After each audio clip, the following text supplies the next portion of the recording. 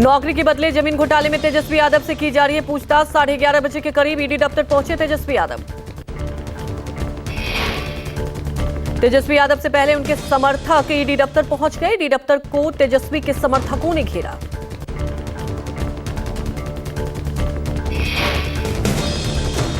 ED दफ्तर में जबरदस्त भीड़। तेजस्वी यादव को सपोर्ट करने पहुंचे लोग। समर्थकों ने की नारेबाजी।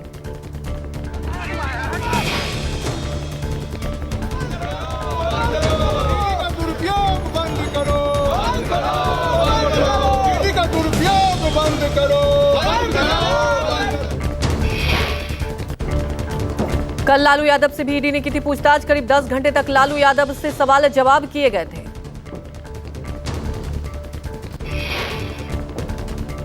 झारखंड के सीएम हेमंत सोरेन पर बढ़ते ईडी के शिकंजे को लेकर झारखंड में सियासत तेज। हेमंत सोरेन पर लटकी गिरफ्तारी की तलवार। रांची में सीएम सोरेन के घर के आसपास धारा 144 लगाई गई। सोमवार को ईडी की टीम सोरेन के दिल्ली स्थित आवास पर पहुंची और 13 घंटे से अधिक समय तक घर में मौजूद रही। ईडी की टीम ने हेमंत सोरेन के BMW कार को जब्त किया। झारखंड बीजेपी के नेता ने हेमंत सोरेन पर फरार होने का आरोप लगाया। फरार होने के दावे के बीच हेमंत सोरेन के दफ्तर ने ईडी को लिखा खत। कहा, विधानसभा का बजट सत्र 2 और 29 फरवरी 2024 के बीच आयोजित किया जाएगा और उसी की व्यस्तता के बीच बयान दर्ज करवाना दुर्भाग्यपूर्ण है। सीएम सोरेन ने बुलाई बैठक। बुधवार यानी 31 जनवरी को होगी बैठक। विधायकों को रांची न छोड़ने को कहा गया। हेमंत सोरेन से प्रस्तावित पूछताछ को लेकर रणनीति पर चर्चा करने के लिए बुलाई गई है। राहुल गांधी की पूर्णिया रैली में आज आरजेडी लेफ्ट समेत महागठबंधन के सभी सहयोगी दलों को कांग्रेस ने आमंत्रित किया। अररिया से पूर्णिया पहुंचने वाली है राहुल गांधी की न्याय यात्रा। पूर्णिया के रंगभूमि मैदान में राहुल गांधी एक रैली को संबोधित करेंगे। राहुल गांधी के स्वागत के लिए पूरी तैयारी की गई। मिथिला के परंपरागत पान पगड़ी से बिहार की धरती पर कांग्रेस नेता राहुल गांधी का स्वागत किया जाएगा। पूर्णिया में तोरण लगाए गए। कांग्रेस कार्यकर्ताओं ने स्वागत की तैयारियां की। राहुल गांधी के अलावा अध्यक्ष खड़गे और बाकी वरिष्ठ नेता भी रैली संबोधित करेंगे। पूर्णिया के किसानों से राहुल गांधी ने की बात। हालचाल जाना। राहुल गांधी से किसानों ने समस्या बताई। पंजाब और हरियाणा हाईकोर्ट के आदेश के बाद आज चंडीगढ़ में मेयर के लिए मतदान शुरू हुआ। इस चुनाव में सीधा मुकाबला कांग्रेस, आम आदमी पार्टी के गठबंधन और बीजेपी के बीच है। आम चुनाव से पहले राष्ट्रीय जनता दल और इंडिया गठबंधन के बीच ये पहली टक्कर है। इस साल के चुनाव में मेयर की सीट अनुसूचित जाति वर्ग के लिए आरक्षित है। चुनाव को देखते हुए सुरक्षा के कड़े बंदोबस्त किए गए। पुलिस और पैरामिलिट्री के जवानों की तैनाती की गई। मल्लिकार्जुन खड़गे ने पीएम मोदी की तुलना पुतिन से की। कहा, नरेंद्र मोदी फिर पीएम बनने तो यह देश के आखिरी चुनाव होगा और जैसे रूस के राष्ट्रपति पुतिन का चुनाव होता है वैसे ही होता चला जाएगा। मल्लिकार्जुन खड़गे ने रैली को संबोधित करते हुए कहा, यह आखिरी चांस है आपको वोट देने का। इसके बाद कोई वोट नहीं देगा। इसके बाद कोई चुनाव नहीं। वो अपनी ताकत के ऊपर चलाएंगे। आखिरी चांस है आपको वोट देने का।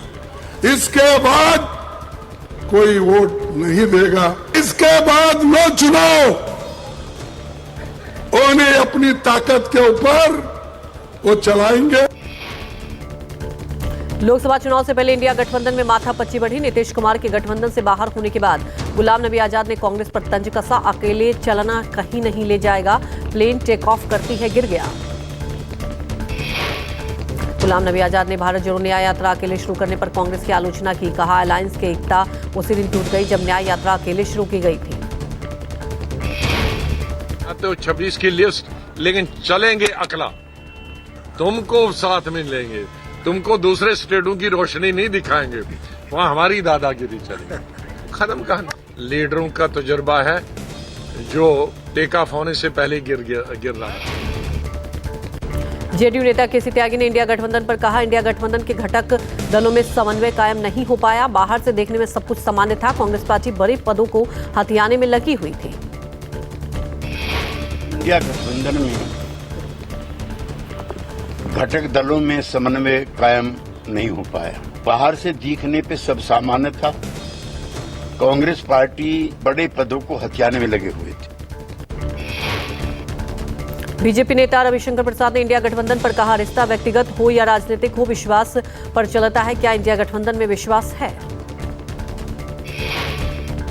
रविशंकर प्रसाद ने कहा, बातचीत करनी चाहिए तो न्याय यात्रा की जा रही है। कांग्रेस पार्टी की पुरानी साख खत्म हो गई, लेकिन अहंकार वही है कि हम बड़ी पार्टी हैं।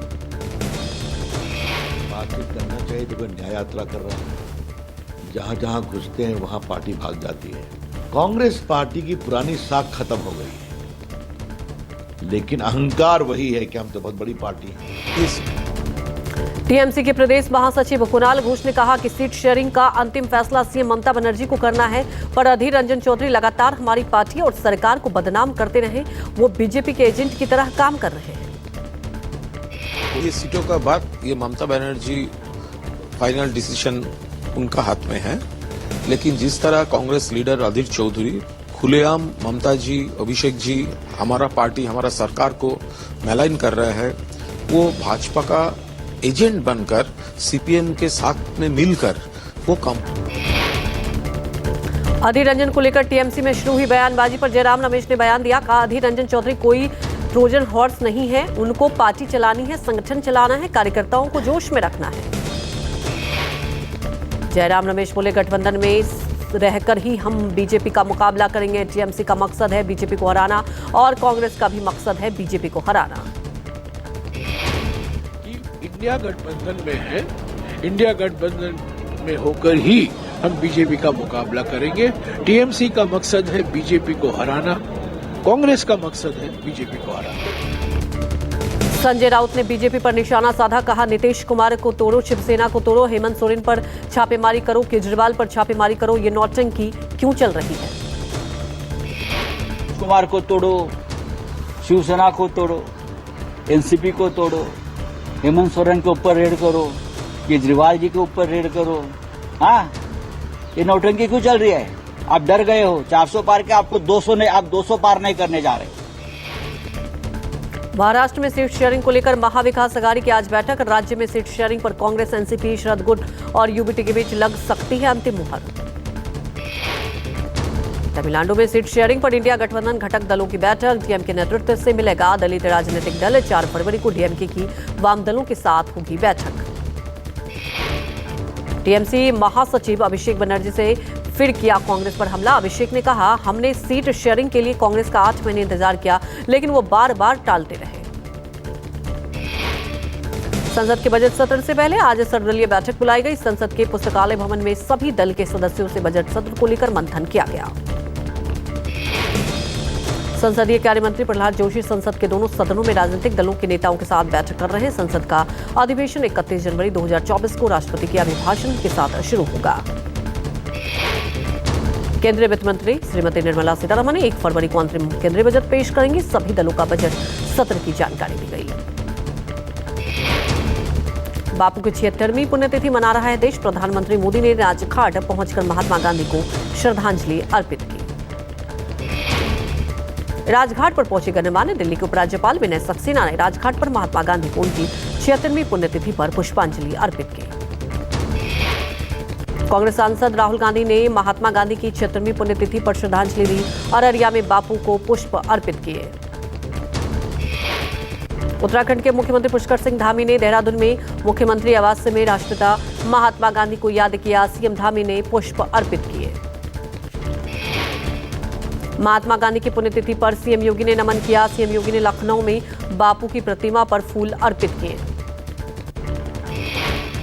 केंद्रीय मंत्री नितिन गडकरी आज मध्य प्रदेश को देंगे 2367 करोड़ की परियोजनाओं की सौगात।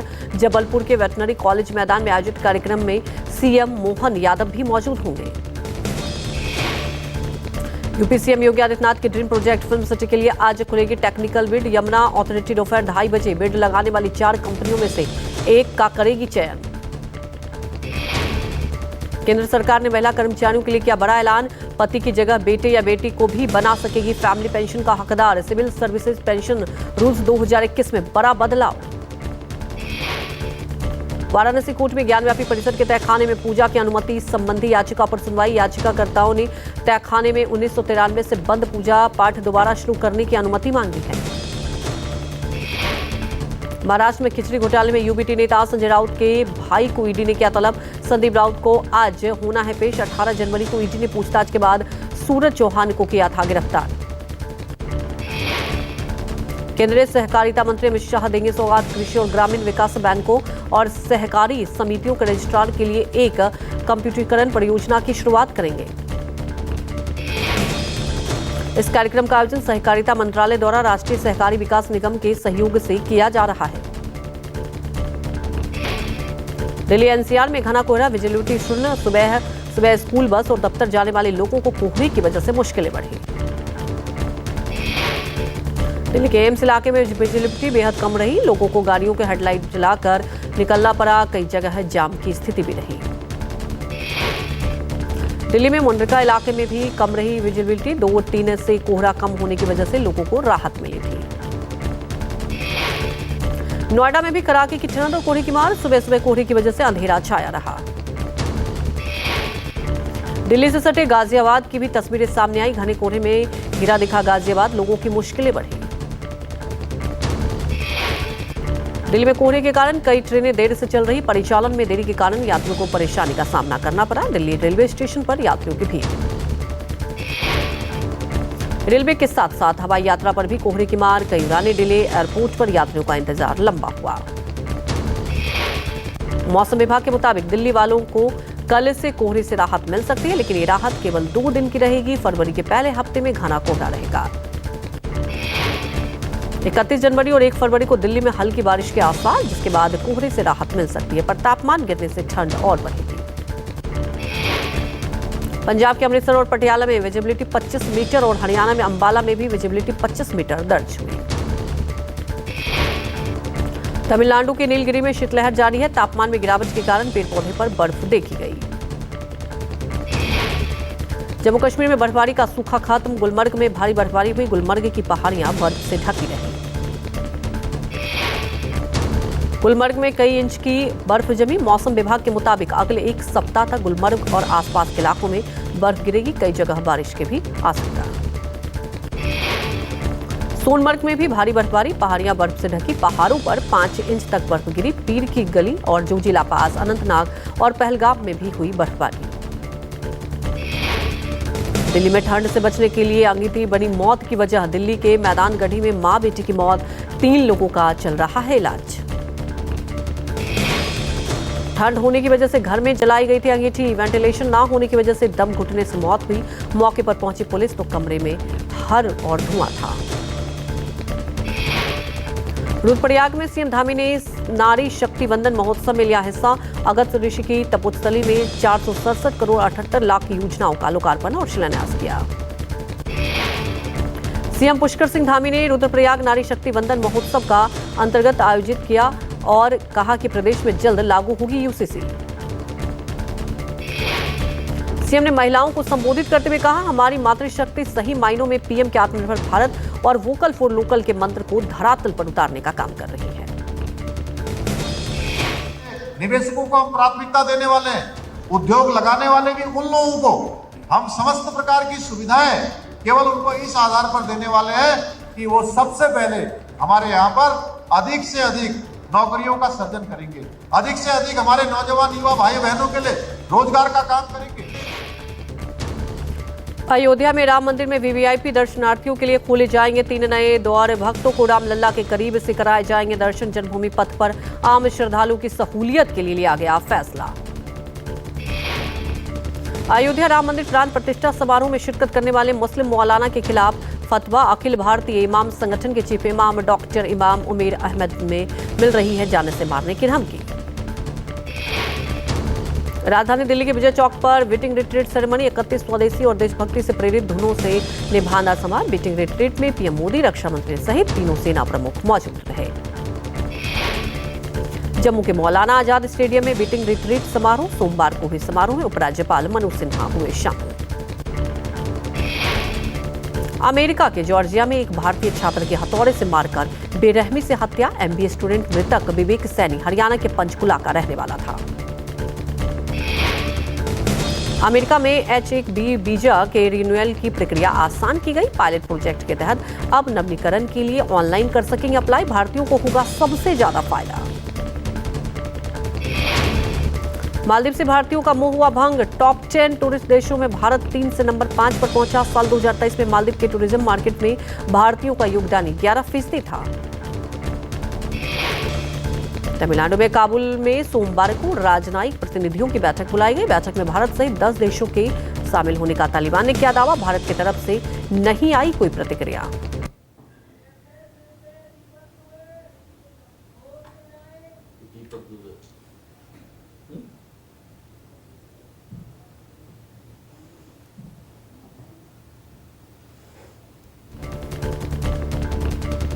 भारत में एमएलसी पर तनाव के बीच चीन 15 महीने बाद नई दिल्ली में अपना राजदूत नियुक्त करेगा। वरिष्ठ चीनी राजनयिक जू बियोंग हो सकते हैं नए राजदूत।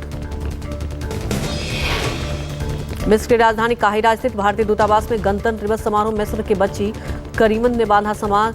करीमन की देशभक्ति भरी प्रस्तुति के पीएम मोदी भी हुए मुरीद। जॉर्डन में अमेरिकी सेना के टावर नंबर 22 पर हुए ड्रोन हमले में 3 सैनिकों की हुई थी मौत। 34 सैनिक घायल हुए थे। अमेरिकी राष्ट्रपति के उम्मीदवारों की दौड़ में शामिल भारतीय मूल की निक्की हेली ने पीछे हटने से किया इनकार। पूर्व राष्ट्रपति ट्रंप ने की थी निक्की से अपनी उम्मीदवारी वापस लेने की अपील। इंग्लैंड के खिलाफ विशाखापट्टनम में होने वाले दूसरे टेस्ट में ऑलराउंडर रविंद्र जडेजा और बल्लेबाज केएल राहुल बाहर। पहले टेस्ट के दौरान दोनों को लगी है चोट। इंग्लैंड के खिलाफ दूसरे टेस्ट में ऑलराउंडर वाशिंगटन सुंदर सहित 2 नए खिलाड़ियों को मौका। मुंबई के बल्लेबाज सरफराज खान और यूपी बागपत के रहने वाले सौरभ कुमार टीम में शामिल। साउथ अफ्रीका में चल रहे अंडर 19 वर्ल्ड कप में आज से सुपर 6 मुकाबले। भारत के आज न्यूजीलैंड से होगी भिड़ंत। 4 फरवरी तक चलेंगे सुपर 6 मुकाबले।